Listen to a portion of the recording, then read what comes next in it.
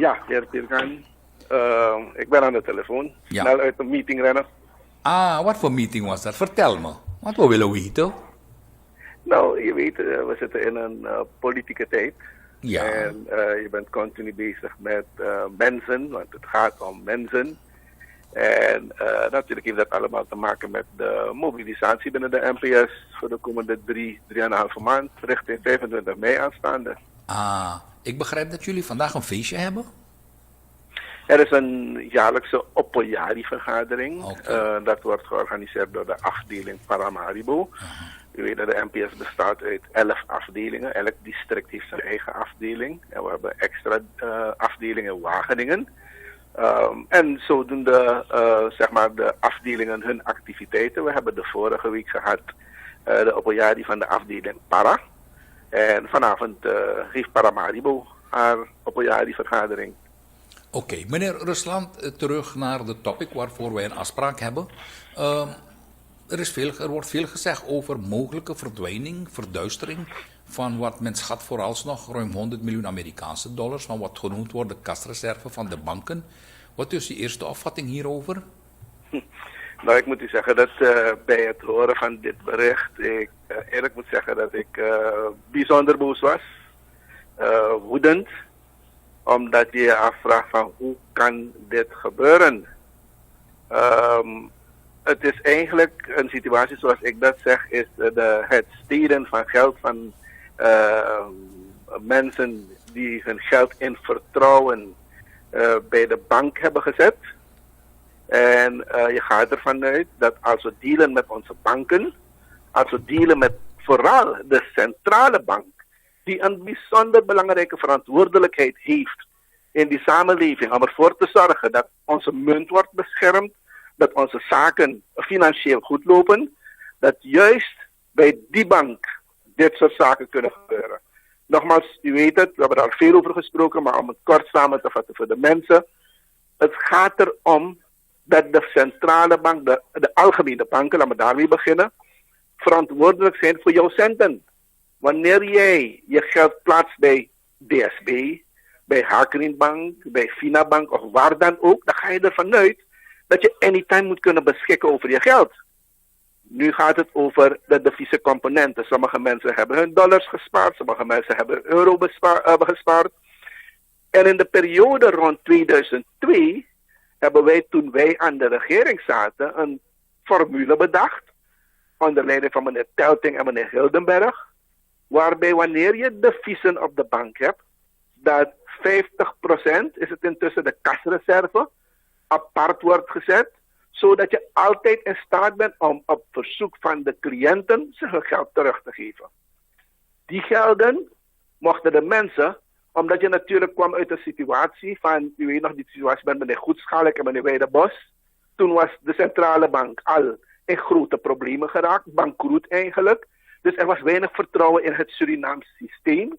Dus meneer Telting heeft toen toestemming gegeven van luister, jullie mogen je geld buiten parkeren, zodat er meer zekerheid is voor mensen die hun geld willen sparen en dergelijke, dat ze over hun geld kunnen beschikken. Wat heeft deze centrale bank gedaan na het vertrek van meneer Gersi vorig jaar? Men heeft de banken, de commerciële banken, DSB, Hakeringbank en dergelijke de opdracht gegeven om die gelden terug te brengen naar Suriname. Zodat ze hier beheerd zouden worden door de centrale bank. Wij hadden vanaf het begin problemen daarmee. Omdat wij weten dat wij deze regering niet kunnen vertrouwen. Deze bestuurders kunnen we niet vertrouwen. Meneer Gersi is het vorig jaar weggestuurd van de bank. Omdat meneer Gersi niet wilde meewerken aan monetaire financiering. Waardoor onze munt veel minder waard zou zijn. Wij vertrouwden deze situatie niet. De commerciële banken zijn uitgekomen. De bankiersverenigingen en dergelijke. De centrale bank. En heeft het volk geprobeerd om aan te geven dat er niets aan de hand was. Dat men nooit zou komen aan de tegoeden, aan de gelden van de burgers. Wat blijkt na enkele maanden? Dat in dit geval, men noemt 100 miljoen, maar we krijgen ook geluiden dat er veel meer is dan 100 miljoen. Dat verdwenen is, dat men het geld gewoon heeft opgehaald. En het geld is weg. Meneer Hoofdraad zou zeggen, het is verdampt. Wij vinden dat een bijzonder kwalijke zaak. Vooral wanneer wij ook vanmorgen horen dat de VP aangeeft dat er aardappelen en uien zijn gekocht met het geld voor die paarse pakketten en dergelijke. Meneer Pirkan, dat is onacceptabel. Die regering moet ervoor zorgen dat het geld van die burgers zo snel mogelijk teruggaat naar de centrale bank, omdat dit diefstal is. En dat kunnen we niet accepteren in de samenleving. Ja, meneer Rusland, het gaat om vreemde valuta dat mogelijk onttrokken is geworden van de banken. Maar dit geval, waarom stoort het grote delen van die bevolking niet? Omdat grote delen van die bevolking, ze hebben geen geldtegoeden op de banken. En als ze ooit een rekening hebben, zijn ze altijd broke. En ze hebben nog minder vreemde valuta. Dus waarom heb ik het gevoel, ik kan het verkeerd hebben, dat het grote delen niet stoort? Want die man tak, anomi babadala.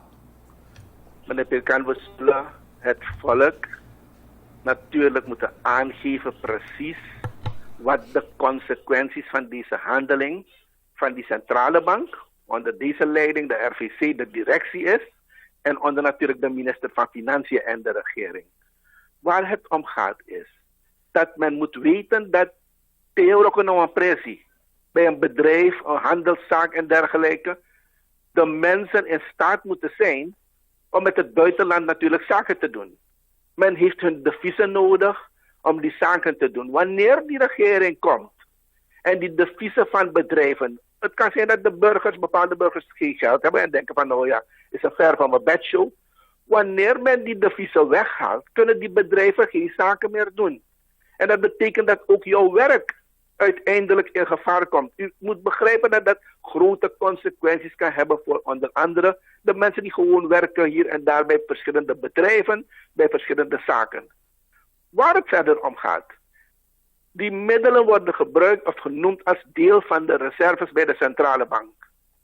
Wat er gebeurt is als je het geld opmaakt, op een gegeven moment, hoe lang gaat die regering door kunnen gaan? Als er 500 miljoen van de burgers bij de bank is. Men heeft nu zeg maar al bijna 200 miljoen opgemaakt daarvan. Hoe lang gaat men nog verder? Ik vermoed dat de bedoeling is om te gaan tot de verkiezingen. Om aan te geven van luister, als aan een boeina kondre. Om op een gegeven moment tot de ontdekking te komen dat we niet eens deviezen meer hebben. Die pakketten die men nu krijgt, en waarvan men denkt dat het automatisch is, die regering gaat dat niet eens meer kunnen betalen. Dus uiteindelijk gaat ook de kleine man die nu geen rekening heeft, geen valutarekening, geen spaargelden en dergelijke, die gaat het over een paar maanden voelen als dit beleid zo doorgevoerd wordt.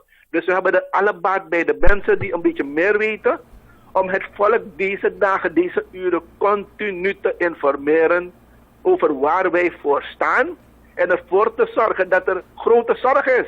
Ja. En dat men massaal zou moeten opkomen tegen de wandaden die deze regering continu naar dit volk uitvoert. Nogmaals, we kunnen dat niet accepteren en het volk moet echt geïnformeerd worden. De mensen die het nog niet weten, leg ze goed uit wat er aan de hand is, omdat ze groot gevaar, ook zij lopen groot gevaar. Ja, meneer Rusland, tenminste één bankier, deel uitmakende van de bankiersvereniging, heeft via een radio-uitzending gezegd dat het geld van het volk is gestolen.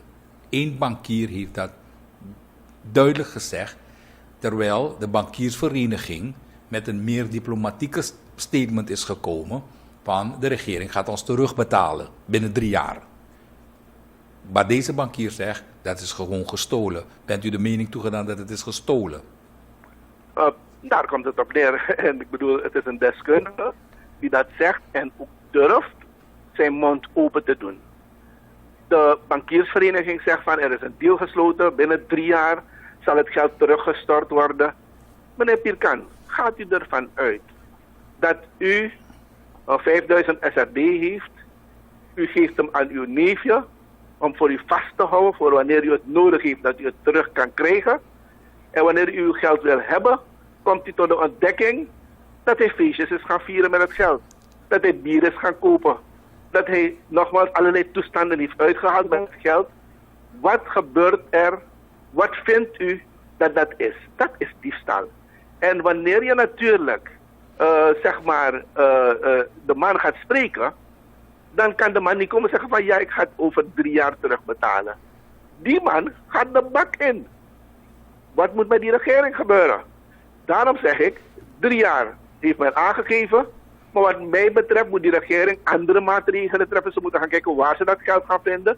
Om dat geld niet over 3 jaar, maar over de kortst mogelijke termijn terug te plaatsen. Overigens, nogmaals, ik zei het al, die kleine man die zoiets zou hebben uitgehaald, gaat de bak in.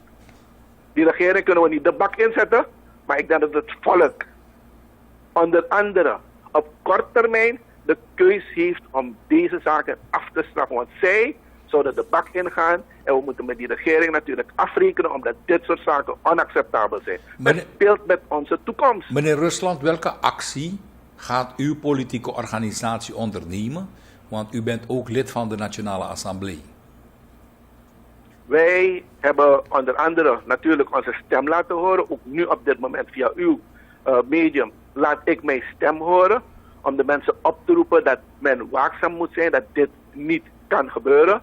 We hebben verder als DNA een interpellatievoorstel ingediend waarbij deze zaak uitvoerend op korte termijn besproken dient te worden. Waar het besproken dient te worden, en dat is in de Nationale Assemblée.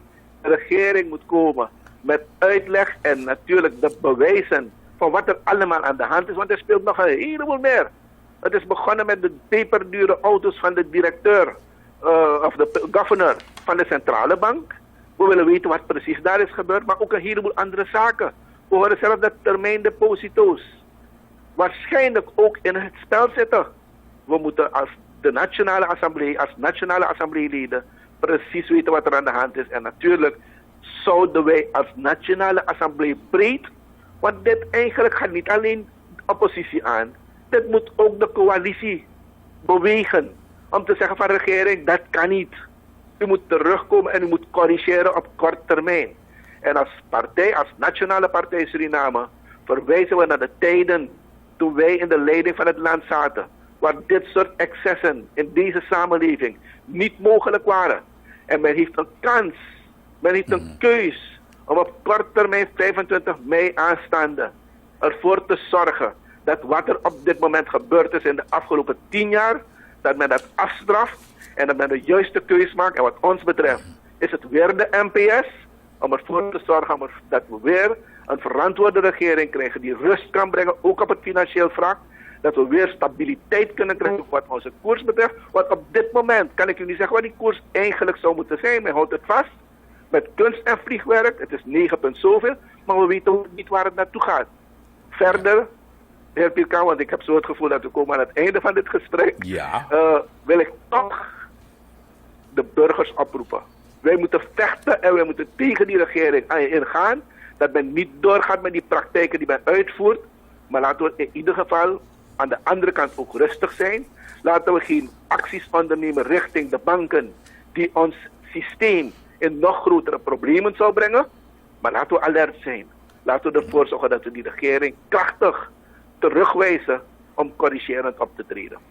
Meneer Gregory Rusland, voorzitter van de NPS. Ik zeg u dank voor uw bijdrage in Kal Ajorkal en wens u een goed weekend toe. Graag gedaan. En burgers, blijf alert. En er is nog steeds hoop en we moeten hoop blijven hebben. Oh. Het zal goed komen met Suriname.